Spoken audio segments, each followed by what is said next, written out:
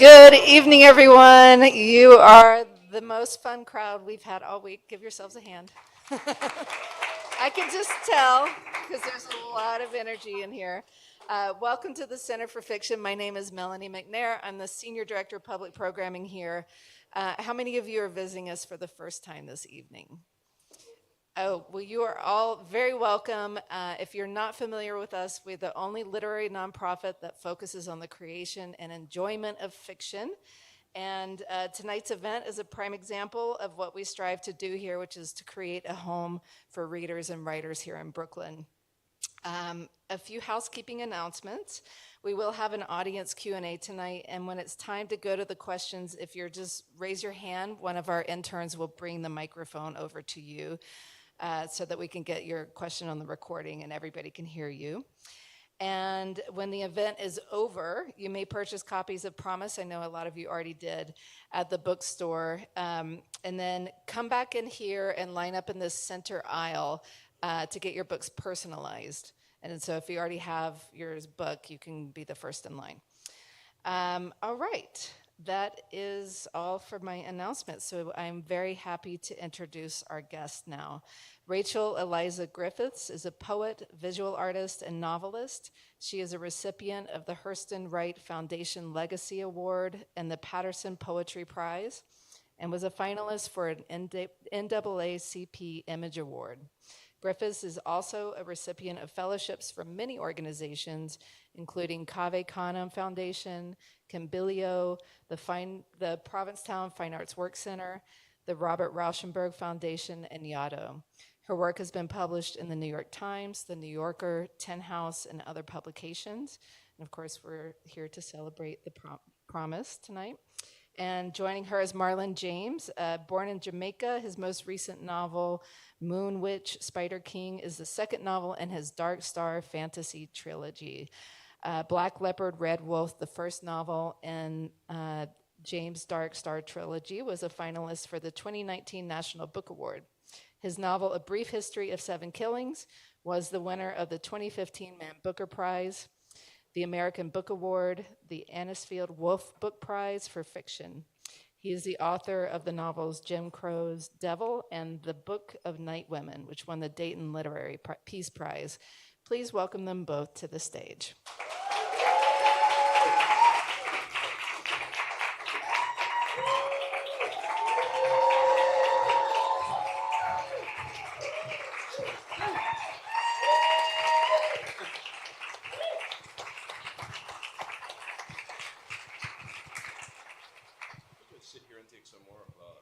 Yeah.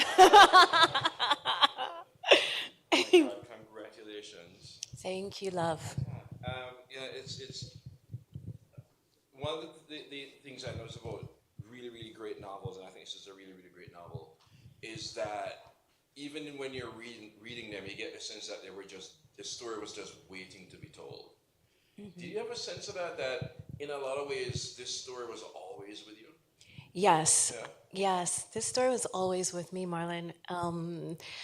I looked back, and it's a very embarrassing thing to do. I highly recommend it. I looked back at journals and diaries, and it's so awkward. But at the same time, I noticed this word promise. I noticed that I had kept trying this word and what promise means. Like the word itself fascinated me.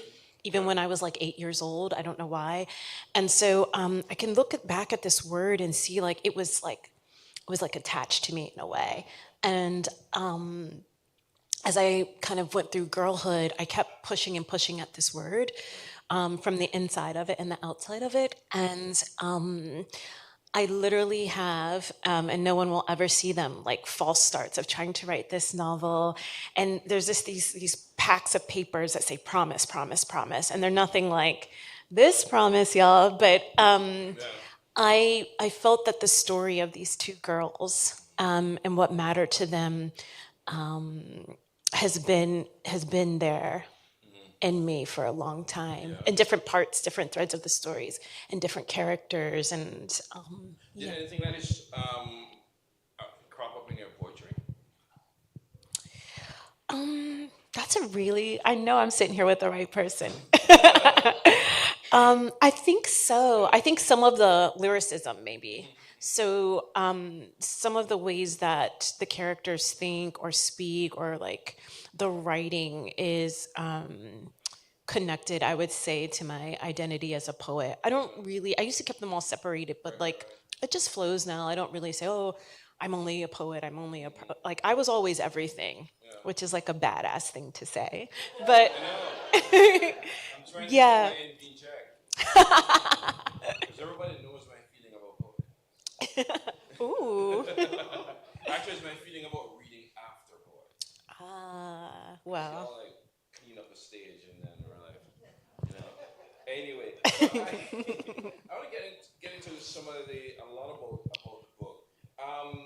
We have this idea, I think, or a lot of people have this idea about the Great Migration, that black people just went north and everything was a-okay. And we know that your book, stands as a pretty stunning and vital correction to that. Um, when did it occur to you that this book was going to be set in the North, and why Maine? This book was always going to be set in the North for Yeah. me. I think, one, having visited there when I was kind of around graduate school time, going up there, I kept looking around that landscape and thinking, like, what would it be like for someone like me to grow up here? And I was also thinking, like, what would have been like for someone like my mother, who was born in 1954, to have grown up in this kind of landscape?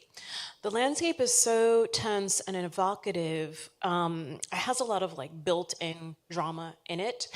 And I also have to say, I'm not a Southern writer, and I feel that I didn't want to be kind of encroaching on the Southern space and trying to like project this story in that space, because there are amazing Southern writers who, I mean, there's so many names and it goes back so far, but I just thought it would be too easy for me to say, oh, this story takes place in the South. I think for readers to say, oh, here's a story again in Arkansas or Alabama or Georgia or Mississippi. And I've spent a lot of time in the South more as a photographer, but I thought, like, there was a lot of racial hostility, violence, brutality that was happening in the North. And I think people think, oh, North, North, North. If Black people went to the North, they would be free. And I wanted to say, like, actually, in America at that time, there's a lot of history, especially up in that area. Even when you think of, thank you, of particularly in Maine, if like you think of like the Black Guard, there were soldiers there from World War II Yeah. who would literally like guard the railroad and kind of protect it. But anyway, I'm off topic. I just, yeah, I feel like the North made something different happen for me as a writer, on the sentence level, but also to see the collision of the landscape with these two Black families in the North, and made my own personal experiences of like going to upstate New York and other places, and coming in direct contact with like the Confederate flag, all kinds of stuff. So I wanted to push that. And being raised in Delaware, where the Mason and Dixon line goes through it, it feels like you're always kind of between both. There's like northern Delaware and lower Delaware, and there's a real striation there. Yeah, yeah. It made me think about one, the differences between northern and southern racism, and what are some of the stuff you picked up? Because it's set because the other novel I can think of that's set in the north is Blood on the Forge. William Attaway's novel. Yes. But it's I think what struck you as some of the differences, if you saw in between, it's like northern and southern racism. I don't, Yeah. I wouldn't sit here and say that I could say, something specific. Yeah. I mean, I feel like when I was writing Promise, I tried to kind of keep things narrow of the kind of experiences that my characters, like the black newspapers they would have been reading, Yeah. the radio that they would have been listening to, how they would have gotten their news from what was happening as kind of the civil rights movement energy was picking up, like what they would have had access to, and then literally how the environment also kind of like isolated them from other black people, right? So the North has such a powerful thing of like in the North things are different, in the North things are different. It's free. You think of like the Underground Railroad, like if you get north, if you get to Canada, but I wanted to think like that's not it. And then really in this particular family and the family that lives nearby, like what does freedom look like for them? What does racism look like for them? I think racism is such a thing, and it's so nuanced in how it happens. Where there's a macro level, there's a national level, there's a diasporic kind of energy. So Yeah, it made me think of Dick Gregory's joke about that, about difference between northern and southern racism. In the South, you can get close but don't get big. When the big get big but don't get close. Because when the father becomes a teacher, he has to prove he's not going to have any lasting impact on anybody. yeah, So they think he's safe enough to teach, which made it ring for me. That said, I don't think where they live. Maybe you can answer this for me or not. I wondered if where they lived still give them an opportunity to be family, or is that giving Maine too much credit? Because they literally fled from the South, trying to destroy their family as much as they can. And if this book is about anything, it's about family. And I wondered if that's one of the things that allowed them to sort of pull together. It's not necessarily a good reason why they pulled together, but I think this is a moment. What I can say is that you have a father and a mother trying to protect their daughters and to give them an education, to give them a kind of life that they don't feel that they can have in the South, like outright. So the father, he's very kind of bookish and isolated, and he's fearful. He comes from a family where, his grandparents were, burned down in a church. And so he's running from religion. He relies on reason and logic. From time to time, he takes the girls to church just in case, they need a black church in their lives. But I think they're trying to create this shelter for their family and the other black family that lives not with them, but in proximity to them, and they're bonded. They have family in that way with each other. And so even though there's a small number of them in the novel, I just wanted them to be positive and joyous and defiant and look out for each other, have meals, dance around, have joy in spite of this environment and this kind of thing that's happening. Like Right. the girls are coming of age, people in the village are starting to look at them, their bodies, their blackness, and suddenly there's like this hostility that's starting, and it's tense. It starts to become explicit, but it's this kind of nonverbal even sensation of it's not a safe space anymore. And maybe it never really was, So it's just sort of like almost this fear of black femininity that I think that they expected to happen. Yeah. I'm curious.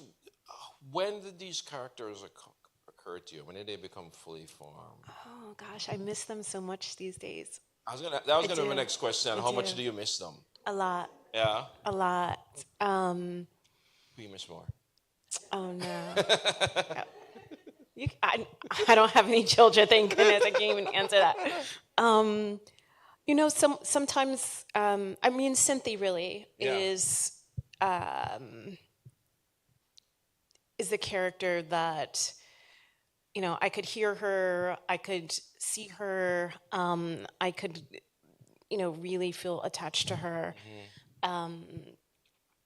but the mother energy, the black woman energy, Mm-hmm. I'm seeing so much beautiful black women in this room. I Mm-hmm. have to acknowledge, I'm so thrilled. But Ginny, the grandmother, Mm-hmm. very bossy, very cheeky. Yeah. She was a lot of fun to write. Miss Irene, they all are very three-dimensional. Mm-hmm. And I think this thing of channeling, like sometimes really just thinking of spirituality, thinking of their stories, thinking of the need, particularly for my characters, but also Black women, to be strong but also vulnerable. I didn't have that really growing up. Yeah. Like my mother was always working, and she gave that to me. But she also wanted me to like have a childhood and be a Right. girl and have that. And I wanted to give that in a way to these young girls in my book and to their mothers and the grandmother too. And this kind of thing. I'm sure nearly everyone in here has read Their Eyes Are Watching God with Zora Yeah. Neale Hurston's scene where Janie, she's under the pear blossom. She's seen the bee kissing the flower. She's kissed this boy, and her granny is Mm-hmm. like, "Come get in the house. What are you doing?" And Mm-hmm. rocks her on her knee and, tells her that, she can't have that softness. She's going to be, Black women are the mules of the world. Mm-hmm. And so just to really, really unpack that and really think about that moment and think about the moments in my life where, as protection, that was told to me, Mm-hmm. like to be soft, to be delicate, to be vulnerable means danger, Right. means, you can be attacked, people will come for you. And at the same time, like, honor your gifts as the work that you do and you make, whether it's a meal, whether it's a song you sing, like Mm-hmm. whatever it might be, that matters Yeah. too. But what I love now in the world of just like this thing of resting, like that Mm-hmm. vibe of just rest and relax for a minute for Black Mm-hmm. women, for a long minute. I Yeah. love that. But really with the characters, I'm totally off. I'm totally off. Yeah. um, I wanted them to be three-dimensional, and I wanted the inner lives and dreams and Mm-hmm. stories and desires of Black women to be visible. Yeah. And I wanted them to be in homes where they are protected and they have power. Did Zora Neale Hurston help you or teach you in some way to write that interior lives, that interiority? Did she help me? Yeah. Yes. I mean, she helped me. I remember growing up, my mother had bookshelves, and the names on the bookshelves were kind of the women who also raised me and Mm-hmm. offered answers, not even answers, but just like ways of seeing Right. that my mother couldn't necessarily give to me because she had four children to raise. Mm-hmm. But Maya Angelou's on the shelf, Sister Sonia Sanchez, Toni Morrison. She had this anthology of Black writers. There's, Mm-hmm. Langston Hughes and, Gwendolyn Brooks. This is all on the bookshelf. And I was an early reader and writer. And so Did you have that the Black Women Writers at Work book? she didn't have that book, but Yeah. I have it. I Yeah. have a few copies of it. Look, everybody knows, Yeah. okay? Gospel. Finally got reissued. So I feel held, Mm-hmm. in that space of those women. I feel held in the space of women coming up as a writer too, being a poet, going to Cave Kana my first year, and Mm-hmm. here's Miss Rita Dove and Miss Lucille Clifton and Toy Derricott and Patricia Smith. Like, Mm-hmm. I'm sitting here with you, but there are a lot of people in this room present. Camilla Aisha Moon is in this room. Like, yes, thank you. And there are so many sisters and brothers in this room Mm-hmm. that I just don't feel alone, and I didn't want my characters to feel alone. And Yeah. that's why the library and reading Mm-hmm. is so important in the book, that they're reading, they're getting knowledge, and they're claiming it. They're Yeah. not waiting for someone at a school to say, here's your reality. This is who you are. This Mm-hmm. is be this, and that's it. The father is saying, no, have all of that. But then the women are also saying, like, have this self knowing about you. Yeah. And do not banish your intuition from your waking life, Yeah. you know? Which is a pretty remarkable thing for them to be learning in 1957. Yeah, Yeah. yeah. It's- I mean, yeah, I mean it's remarkable, and at the yeah. same time, you have these narratives and stories of enslaved people having seeds, having access, having language, having tradition and culture, and just like it doesn't disappear. Yeah. It's not detached. They carry it. It's covert. Mm-hmm. But sometimes it's like right there, and now we're getting to see like, look at this and look at that and remember this, and Mm-hmm. those narratives continue to surface. Yeah. So I think I wanted to offer some of um, that literacy, Mm-hmm. spiritual literacy in this book, Yeah. that they carry it with them, particularly Miss Irene. Like Mm-hmm. she's a creator, Yeah. and she claims it. She's fierce about it. Mm-hmm. Mm. What still haunts you most about this book? Ooh, this is a hard book. Yeah. It's a hard book. Yeah. It took years, Mm-hmm. a lot of lifelines, and a lot of years, and a lot of listening. Yeah. There are a lot of really raw, difficult scenes in the book, and at the same time, I don't even think some of these scenes and moments are adequate to the reality and the buried stories and missing people and lives that we're still trying to say people's names and who they were and Yeah. find them and recover them, right? Mm-hmm. But I had so many moments where I would just get up shaking and just look around and hear voices, really Yeah. hear a sound, hear a voice. Okay, so it's not me alone then. Yeah. Yeah. Yeah. You know, I wrote this novel called Book of Night Woman, and every now and then the main Gee. character, Oh Lily, gosh, that book. every now and then the main character says to me, "I'm not done yet."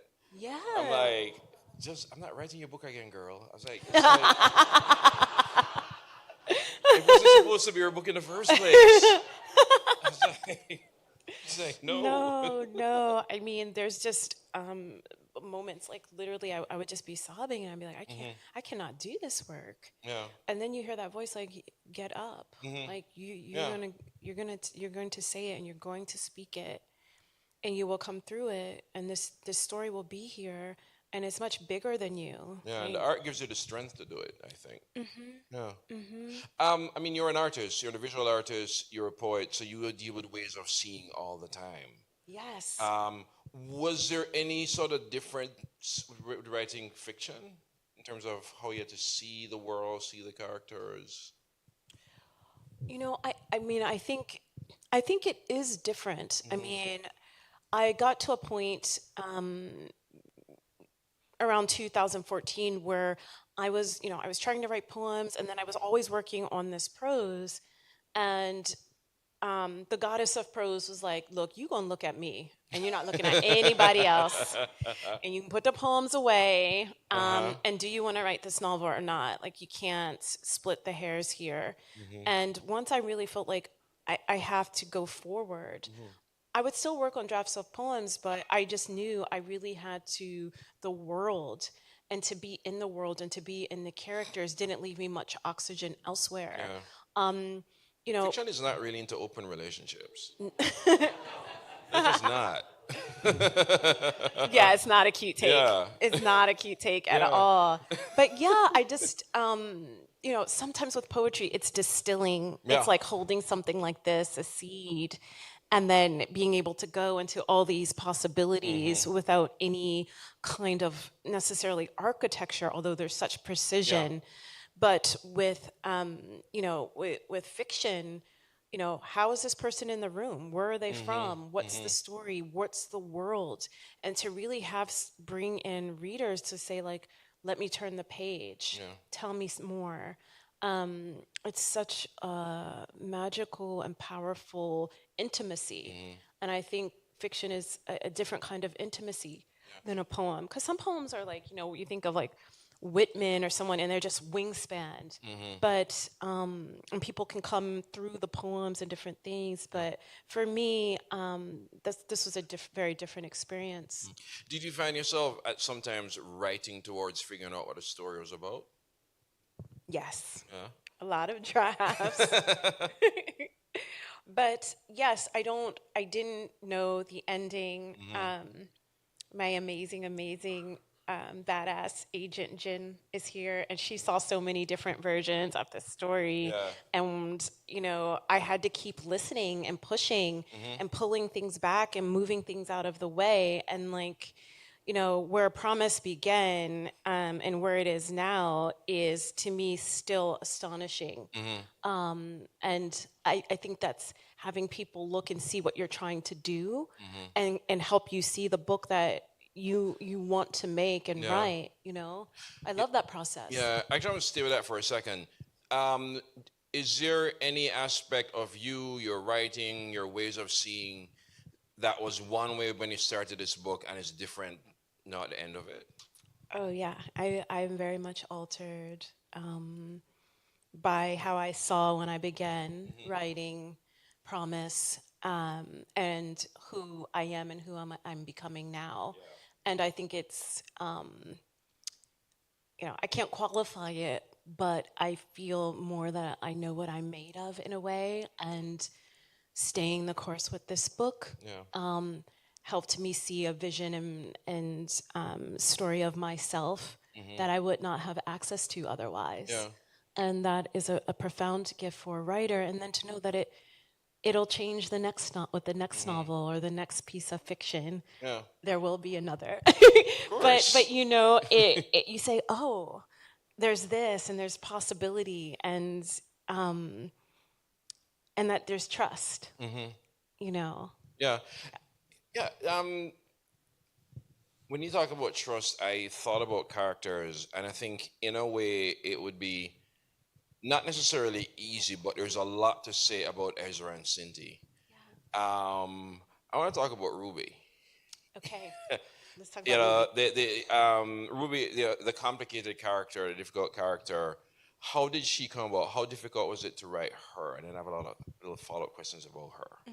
Yeah. Ruby was very difficult to write. Yeah. Ruby's very bossy, and at the same time, she has a very feral energy. She had different kind of orbits and things in different drafts of the novel, but once I really started to know more about the story with Ruby, Ruby is the young white girl who, she's not, she has a family, but it's a very fractured family. She's kind of up in the bluffs. She's more in nature. Her parents have had a lot of trauma. She's working class, and her only friends have been Cynthia and Ezra. And so they're getting to this point, Ruby and Ezra, before the novel begins, have had their periods, and so they're like, we're women now, and what's available to us, and we know things now, but they don't really know what that means, and so they don't, and so Ruby feels like, well, we're free, and then she has this kind of idea, like, to push on Ezra and Cynthia, like, Black people should have their freedom, your people should be free, and they're like, what are you talking about? And so she has that, but also with each of the girls and each of the characters in the novel, the notion of promise and what that means. Everyone in the novel has a interaction with this idea of this world, this word. And what, I would say to you all too, like, from a young age, people promise us things. They promise us things. They promise to take care of us. We're promised we'll be loved, that our voice will be heard, that we matter. We're promised joy, protection. And, you remember early on the moments when you maybe realized that in spite of someone's desire to give something to you or do something for you, they just can't, whether it's your parents or a beloved or something. And the moment that you make a promise to someone, and how can you keep it or break it? And when you break it and and you're aware, or you didn't mean to. Yeah. So with Ruby, she's more interested in kind of the promises she makes to herself. Yeah. But the world has promised her a certain kind of white girlhood and white Mm-hmm. womanhood that completely falls apart. And so Mm-hmm. she's not a victim, but she also looks around and is trying to put together, because she doesn't have a family Mm-hmm. to even offer her the basic parts of a promise, and say, well, I want to fly, I want to have this, and who's going to help me get it, Yeah. and we'll do anything to get it in a very raw way. Yeah, I was really up in my feelings about her. Um, because I'm like, girl, you entitled. But then at the same time, I think a child or an adolescent or so on should feel entitled to certain things. Yes. And it's almost it's and that's one of the things that the novel has, the novel explores and has to go into, like, as a white person, even she can't see her privilege, and she has a lot of privilege, but a child is entitled to certain, they are entitled to love, they are entitled to protection, and so on. So isn't there is I wonder if part of Ruby's, ultimate fate is that she can never, nobody can ever figure out what exactly what love do we deserve. Yeah. I mean, Ruby is grasping in so many places and even within to say, I'm supposed to have a home. I'm supposed to have a Hmm. mother. I'm supposed to have a father that I'm not going into the bar and dragging out of, Yeah. dragging out when he gets locked up. So don't tell them too much about the story. Okay. We're still selling some books tonight. We're selling hella books Yeah. tonight. Thank Yeah. you. But she's looking at things and she's kind of squinting and kind of, she's calling bullshit on some things too, right? So she's looking at different women magazines, and she doesn't have the blonde hair and blue eyes. So that definition of what is promised, that kind of white girl, is not available to her. So who is she going to be? She doesn't come from any kind of typical 1950s nuclear family. She doesn't have that. So then what does she have and what does she deserve? So these texts and people around her, in one breath, are saying, well, now that you're becoming a young woman, you can't be with these black girls anymore. You need to kind of be white now, and you have to be white, Ruby. But that doesn't, that's not a real thing. It's empty. It's straw. It's fluff. And for Cynthia and Ezra, they are also coming to the moment too where they're all about to leave school and they cannot continue kind of in the wild with Ruby. It's dangerous for them. They can't do it. So what they gave each other in friendship is also like ripped apart from them, and that's trauma. That moment, I think, when any child or some moment you're in a space and an adult says, well, you can't play with them, or you can't be connected with them, or being around them could get got black people killed, to even befriend them or anything, like that's really something that is about America, and that is something about white supremacy as well. Yeah. Yeah. But the novel is also about black girlhood. And and we can talk about a lot of novels like Sula, Yes. Zora's novels, even The Color Purple. Celia and her sister try so hard to hold on to black girlhood when it's taken away from them. And some of the reviews talk about magical, realist stuff, and to me, the real magic in here was black girl magic. What does that mean to you? Okay. I mean, I'm just so emotional. I'm so moved tonight in so many ways. I'm sorry, but black girlhood, black womanhood, black women matter more than anything to me, and that is also me mattering to me, and having that capacity to hold sisters up, to value and appreciate black women for their innovation and invention and imagination, always. And so to see black girls jumping double dutch, playing, having fun, coding, doing everything. And I'm glad more and more wherever I look around, Black girls are getting that space, but just always from the books that you've mentioned, looking around in other texts as a reader and as a writer, I'm not seeing that. It's like, throw the Black woman down an elevator shaft and bash her brains in. It's, she's in the field. She's waiting for the master to drag her out. Yeah. She's been thrown off the boat into the bottom of the ocean holding her baby. So for me, there's magic is a beautiful word, and it's spiritual, but there's also something like just Black women's flesh, Black women's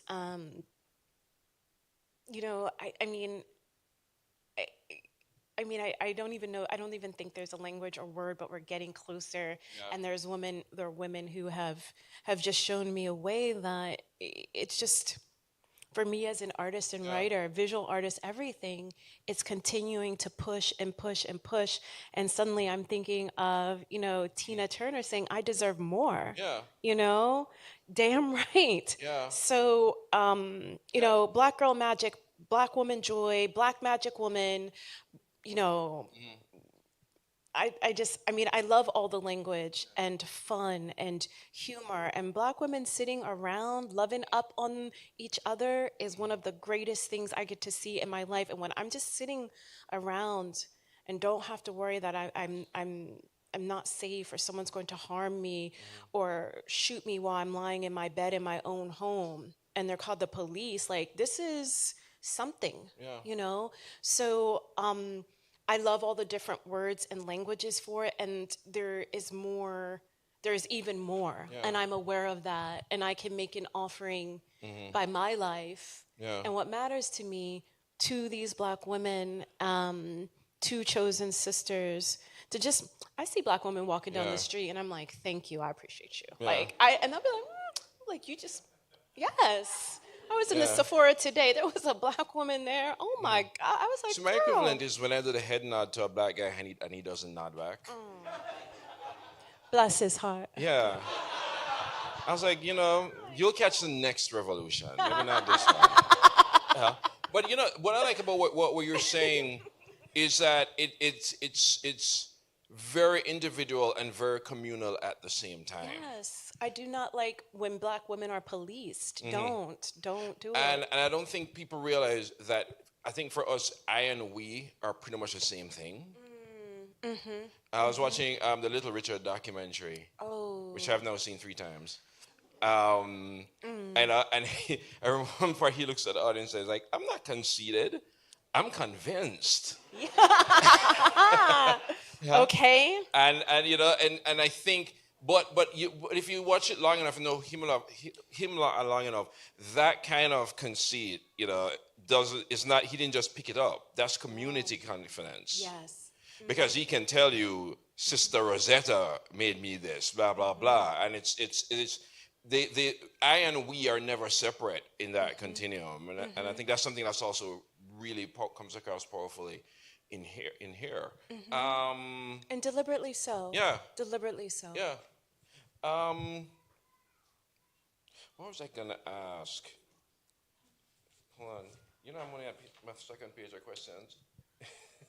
This wonderful person was upstairs like, I got 9 pages of notes. I'm like, what you talking about? Because I think some people in the audience may not notice, and one of the things that this book does, not to get back into the, because we talk about the wonderful and beautiful things, community and so on, but the thing is, it's still 1957.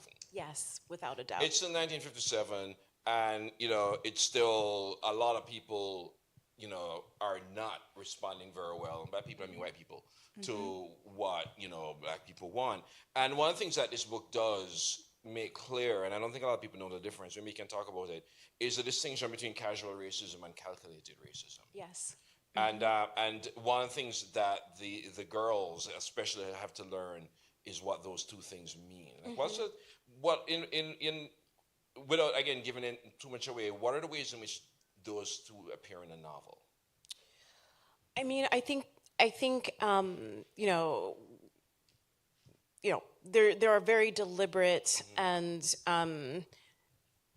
unfortunately familiar acts of violence that happen in the novel and the history of some of the characters where this is just a direct instance of racism, violence, a lynching, for example, right? But even in that moment, I was interested in kind of reversing that of who's looking at that and who is you know not focusing on a black person's body, but going to the people who lit the matches versus that. But there's some moments, that nuanced kind of casual racism that you mentioned, that I can't even say it's like taught. It happens, and it really has to be called out, but it can't be in a way, because it would always be happening. And so I wanted to have these moments where it's happening, and then the reader is kind of pulled in by whoever is reading the story. Oh, I just saw what happened here, and then like going away and maybe seeing it elsewhere, or having family members tell them different things, or come home and I guess now it'll be like microaggressions, but it's even tinier than a microaggression. It's a certain kind of carelessness, recklessness, really. And so it would be one thing to have these sweeping, kind of very traumatic, calculated moments of here's racism or violence or trauma. I just really, for myself as a writer and also as a reader, and for someone adoring Black people, did not want to write like a trauma porn kind of book where every 5 minutes something is happening and it's awful, but like all of the little threads and tributaries that happen in an instant, non-verbally, or actually through literature, through reading, through the classroom, right? So one of the things, the book, one of the central settings is like the school. But the school is not really in the classroom. Like, things happen there, but the classroom is this whole kind of isolated capsule of what's happening. And even though I would say it's not as direct as what's happening elsewhere in America at that time, what's happening in this little kind of grain of sand is completely connected to what's happening. And recently, when people are being, oh, this book is like historical fiction, and I'm like, did you just see what happened in the Supreme Court? This book is contemporary fiction, because what happened in 1957 is like right now. It's not even like, it's just continuing. So when you think of like the Civil Rights Act being signed by Eisenhower in 57, that officially civil rights movement began in 1904, but I feel that it was always happening before that. It just wasn't injustice, whatever that was being called at that point. We're now in this place and people are like, oh, it feels like 1950. I'm like, that didn't really end though. Like, that's now, and taking things away. And also in this book, women's bodies, right? These Cynthia, Ezra, and Ruby look at their bodies. They give themselves authority to look at their bodies, and they're not really allowed to do that. And they say, well, boys are allowed to play games and do whatever they want, but there's a kind of like shame is big in the book for a lot of the characters, but this shame and kind of danger just to know your body. And, as we can see everywhere right now, that is also immediate. Controlling women's bodies. And reintroducing shame. And, violence, calculated, but also just in all kinds of spaces. If someone says they're a woman and you have to go challenge and look at their body, and that's a woman. So, it just, all of these issues, I thought when this book came out, like, oh, it's historical in a way, but it's all, it's unfortunate. All right. We're gonna have you read for a second, but I have a because I'm a lit teacher, I have to ask a lit teacher question. Oh Lord. So there's this line, we're talking about daddy. They would not bother to question the loss of daddy's left arm because there were fishermen in the village who were also missing legs, arms, faith, and eyes. I really want to know why faith comes before eyes instead of at the end of that sentence. Oh my gosh. You see how he do? Yeah? That's how I'm a it lit came. teacher, I you know? know, but I feel like there's a relationship between faith and eyes Yeah? and limbs. Because I can't think any other writer would have put faith at the end of that sentence. Yeah. Yeah. And I almost wish I had some calculated way to like I meant to do that. So this is the part when I say something about it, and you just go, yeah, that. You know? Because I thought, oh, so faith is just one other appendage for these people. So then you go, yeah, that's what I meant. That's exactly what I meant, right? All right, so you are good. I think one way we're not done yet, but No. we're gonna start a turn around a little bit. You're gonna read a little bit of promise for us, and then we're gonna Yes. open up to questions. Thank you so Yeah. much. Oh my gosh. Okay.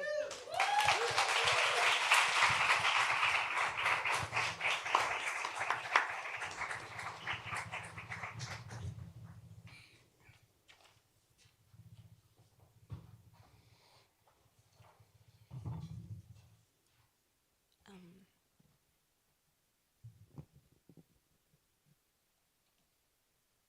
I can't. It means so much to look out and see so many of you. I just want to say thank you. Um, I hope I can read without crying. And it's going to be super short because I want us to actually have a conversation. Pulling down a metal ledge of the truck, they loaded Mama into the back.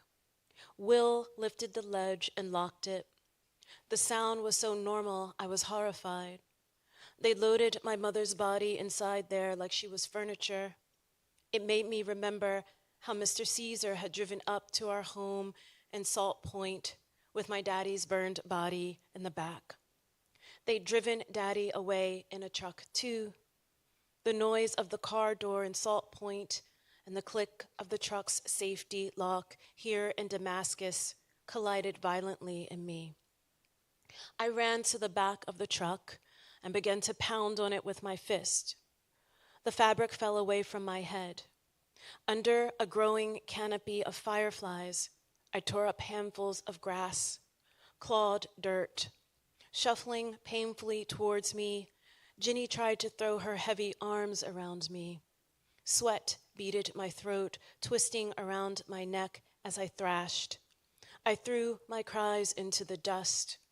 The taillights of the truck flickered red and, worried that I'd knock my grandmother down, I sank down in the dust.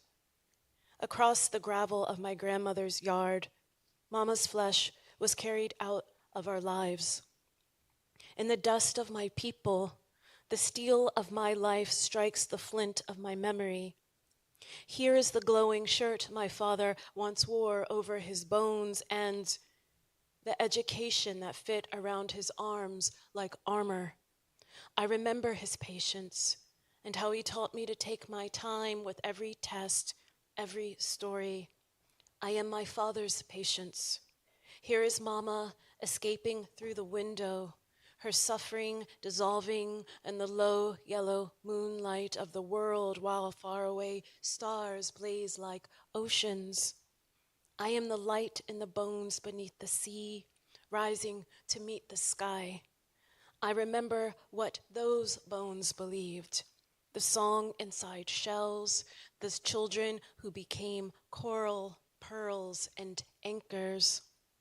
Do you see how the hard land glittered around the foundation of the house my father and mother built for me? Do you remember the blood? I am Theodore, Alma, Calliope. Do you see how my great-grandparents kissed those school children they could not save from their dreams? Do you remember our blood?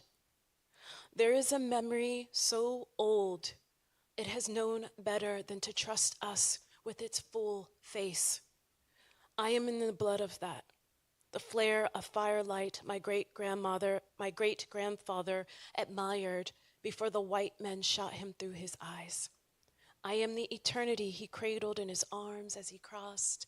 I am the smoke curling from the earth where indigo headstones wait for justice and sublime, undisturbed rest.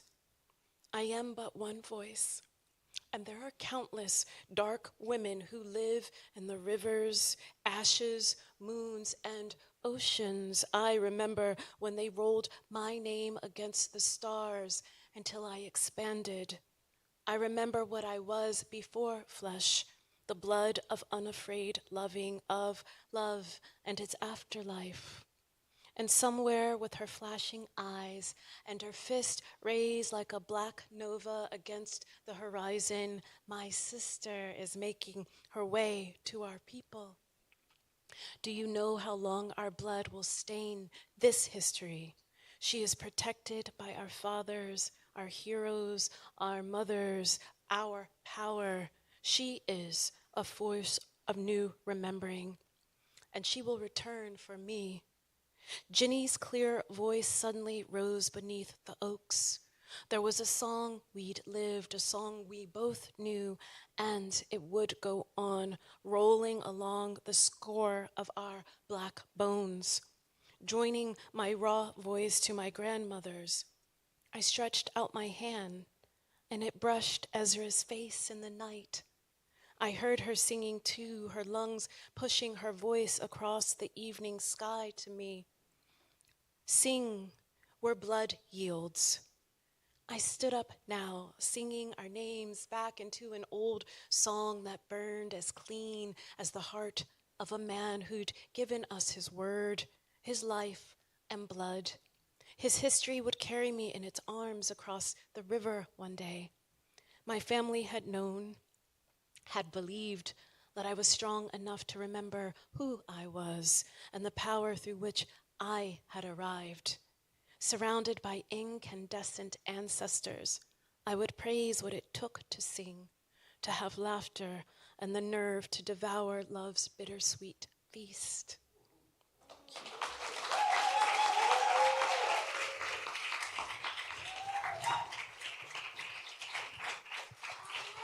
Wow.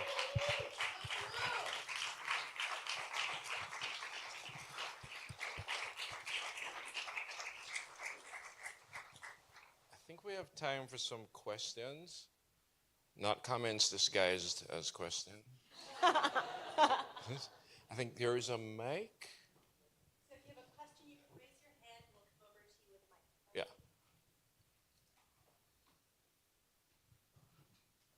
I have like 4 more pages of questions in it, so you better raise your hands. Yeah, we're here.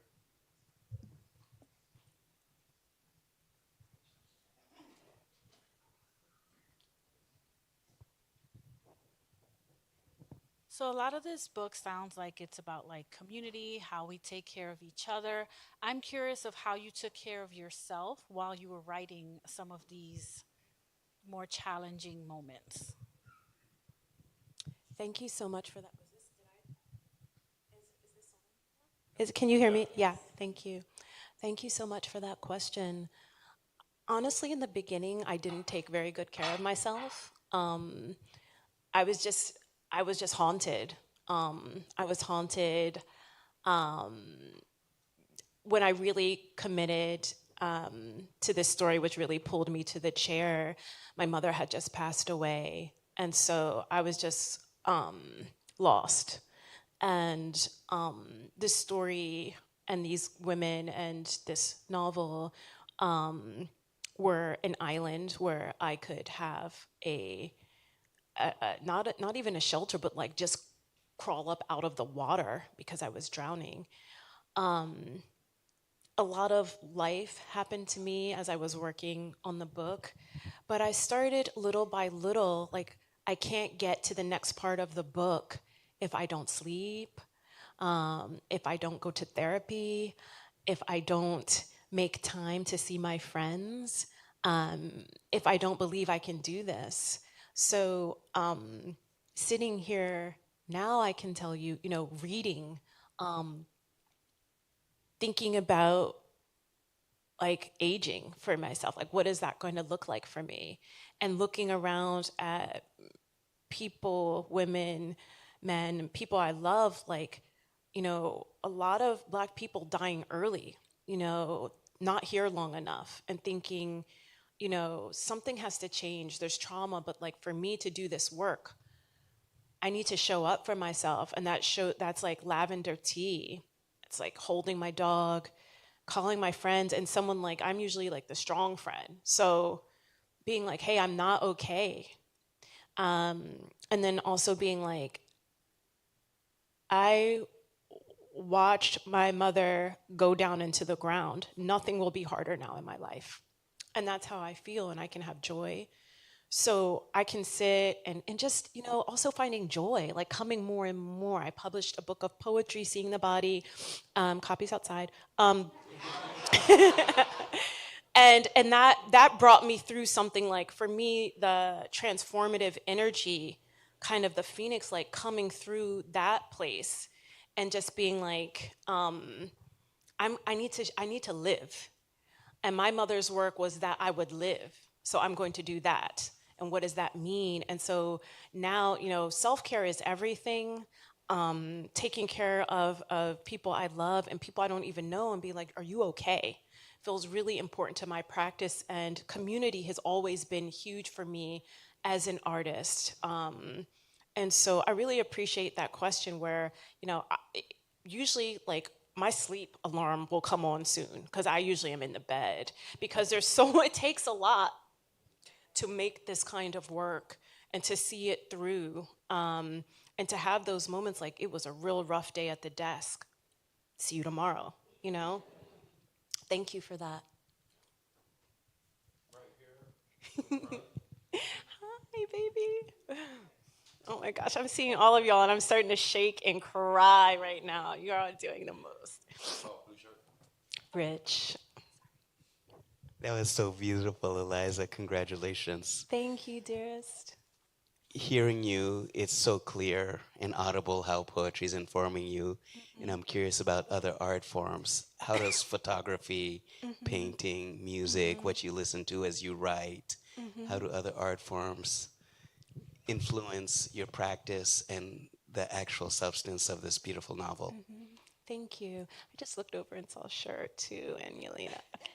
I'm always feeding myself. I'm always saturating myself in art, going to galleries, music, food, reading, a lot of reading. Sometimes, I just feel like I'm so fortunate to be in a life where the arts are my spine. And so, I love collaborating with people too, like cross-pollinating, cross-genre, and I find it's really exciting. Failing a lot doing projects, but just, like experiment and check something out and see what happens. Like just do that. Oh, it didn't work out. Well, I'll try it this way. I don't get very precious about things. I'm just like, scratch that out. It's almost like having like several different canvases on the wall. You make a mark there and then you walk over there. And then what's that relationship between those marks? Maybe go in the other room and make a mark there.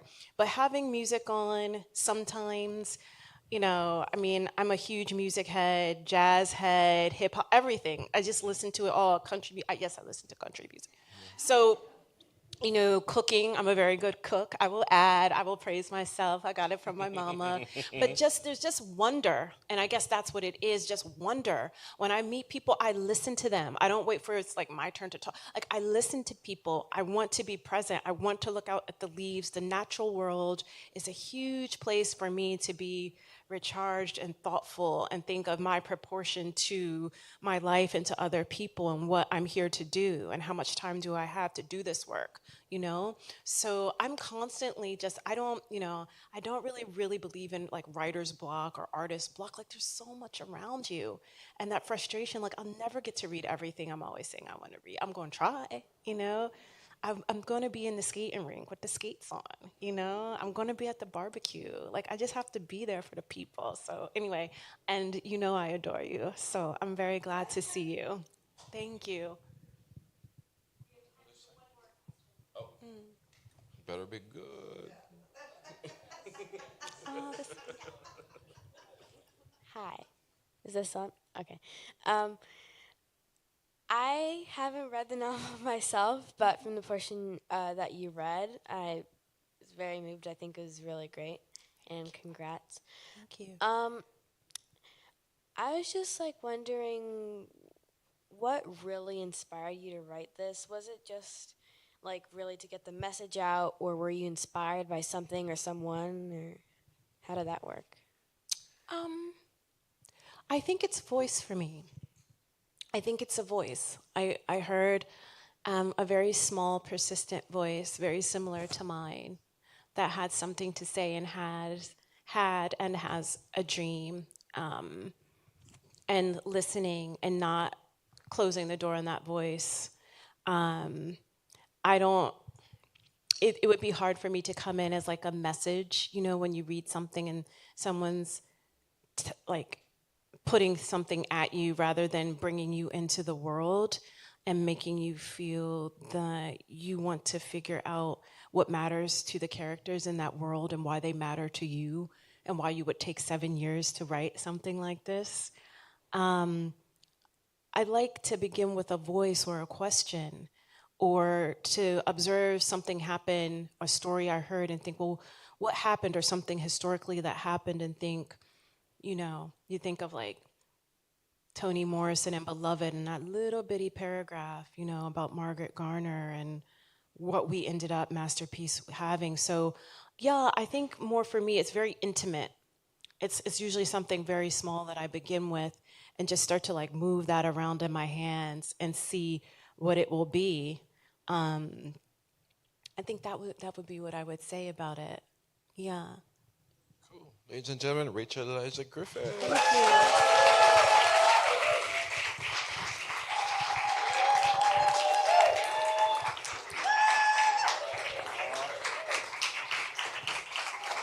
Oh.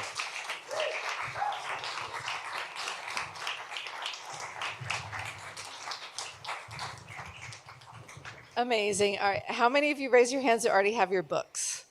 Okay, so you come and just line up right here, and everybody else go out the back door, get your book, and then come back in here. Thank you so much for coming, everyone.